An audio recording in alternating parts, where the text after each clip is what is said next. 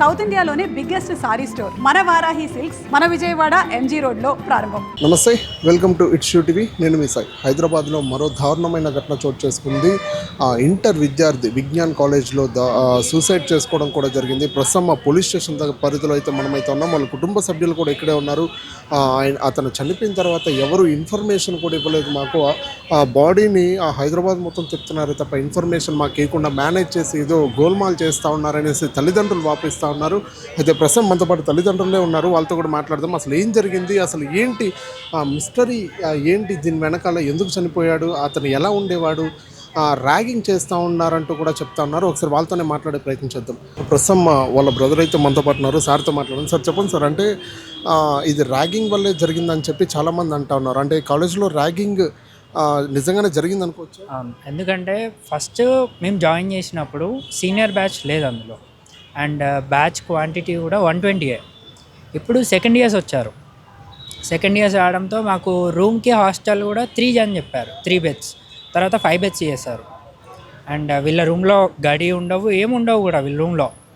And ఇప్పుడు seniors వచ్చాక కొంచెం వీడిది మారింది. లైక్ మావాడు కొంచెం సెన్సిటివ్ కైండ్ ఆఫ్ థింగ్ అన్నమాట మావాడు. సో వీళ్ళు అది వాడి వీక్నెస్ని వీళ్ళు గ్రాప్ చేసుకొని, లైక్ ఇక సీనియర్స్ ఉంటారు కదా, వాటితో అట్లా ఆడడం అలా ఇలా చేస్తూ వాడు బేర్ చేశాడు.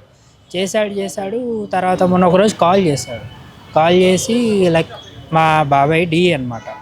సో వాళ్ళు ఎవ్రీ మంత్ ఫండ్స్ ఇస్తూ ఉంటారు, పాకెట్ మనీకి ఉంచుకోమని. ఎక్కువ అమౌంట్ ఇచ్చేవాళ్ళు. వాడు ఏమంటాడు, ఎక్కువ అమౌంట్ నాకు వద్దు, హాస్టల్లో ఉంటే పోతాయి అని చెప్పి ఎవ్రీ 2 days మా బావ వెళ్తారు పక్కనే. 100-200 ఇస్తారు అంతే. అంటే హాస్టల్కి వెళ్తారు, హాస్టల్కి ఎవ్రీ 2 daysకి వెళ్తారు. 100-200 రూపీస్ క్యాష్ ఇస్తారు అంతే. వాడి దగ్గర దానికి మించి ఏముండవు. కానీ పేపర్లో 10,000 ఇచ్చారని చెప్పి వేశారు. ఏ పేపర్లో? ఈనాడు పేపర్లో, అలా కొన్ని పేపర్స్లో 10,000 ఇచ్చాడు, బాగా ఖర్చు పెట్టేశాడు, మనస్తాపంతో సమ్ కైండ్ ఆఫ్ ఏమేమో రాశారు. కానీ అది రియల్ కాదు. సో ఇప్పుడు మేనేజ్మెంట్, ఇప్పుడు మాకు 7కి ఇన్సిడెంట్ అయింది, 8:47కి మార్చురీలో పెట్టిన తర్వాత మాకు ఇన్ఫర్మేషన్ వచ్చింది. అంటే ఇప్పుడు బిడ్డ చనిపోయిన వెంటనే ఏదైతే పేరెంట్స్ ఉన్నారో వాళ్ళకి ఫస్ట్ ఇన్ఫార్మ్ చేయాలి. అంటే ఫస్ట్ ఇన్ఫార్మ్ చేసేదే కాకుండా మార్చురీకి తీసుకెళ్లారని మీరు అంటున్నారు. అంటే పేరెంట్స్కి ఫస్ట్ కాలేజ్ నుంచి, మేనేజ్మెంట్ నుంచి ఏ కాల్ రాలేదు? ఏం కాల్ రాలేదు. ఇప్పుడు 7కి ఇష్యూ అయింది అని అన్నారు, సూసైడ్ చేసుకున్నా అన్నారు. 7కి నియర్ బై హాలిస్టిక్ చర్చ్కి తీసుకెళ్ళామన్నారు. తర్వాత ఇక్కడికి తెచ్చామన్నారు. ఇక్కడ నుండి గాంధీ హాస్పిటల్ తీసుకెళ్లారు.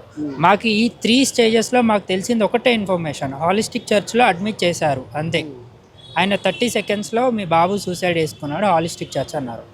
అప్పటికప్పుడు మా ఫ్రెండ్స్ వాళ్ళందరినీ పంపించి అక్కడికి వెళ్తే అక్కడ నుండి ఇక్కడ తెచ్చారన్నారు. ఇక్కడికి వస్తే ఇక్కడ నుండి గాంధీ మార్చురీ ఉన్నారన్నారు.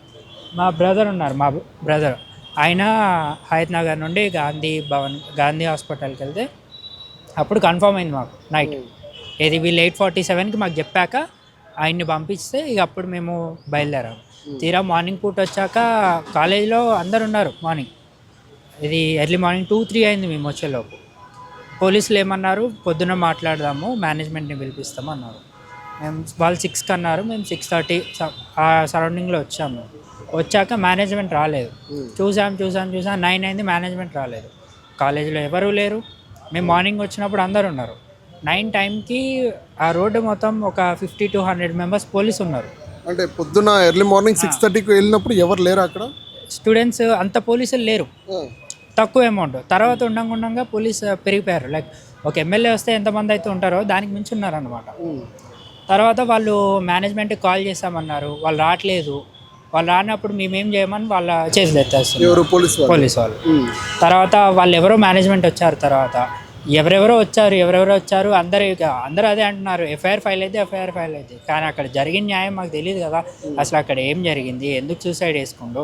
మా ఫ్యామిలీ సైడ్ నుండి అయితే వాడికి ఎప్పుడు కూడా నువ్వు బాగా చదవట్లేదు, నీకు ఇది అని చెప్పి ఏం లేవు. ఎప్పుడు కూడా నీకు ఇష్టం వచ్చినట్టు ఉండు అని చెప్పారు. అది రీజన్ కాజ్ అనేది మాకు తెలియదు. ఇప్పుడు వాళ్ళ రూమ్మేట్స్ 2 ఉన్నారు వీటితో పాటు జాయిన్ అయిన. రూమ్మేట్ ఏం చెప్తున్నాడు అంటే, హాస్టల్లో 6 feet సమ్వేర్ ఆ సైజులో విండోస్ ఉంటాయి. మా వాడు 6 feet 2 inches ఉంటాడు. ఆ కిటికీకి హ్యాంగ్ వేసుకున్నాడని చెప్పి చెప్పారనమాట. అంటే అనుమానం ఏదైనా వ్యక్తం చేస్తున్నారా? మిస్లేనియస్ ఇది. ఎందుకంటే ఇప్పుడు ఓపెన్ టు బి ఓపెన్ మా వాడికి టవల్ కూడా సరిగ్గా చుట్టుకోవడం రాదు. వాడు రోజు వేసుకునే బట్టలు కూడా ఓకే నువ్వు మండే ఇగో ఇవి వేసుకో ఇవి వేసుకో ఇవి వేసుకో అని ఏ రోజుకి ఆ రోజు పేరు పెట్టేస్తాం.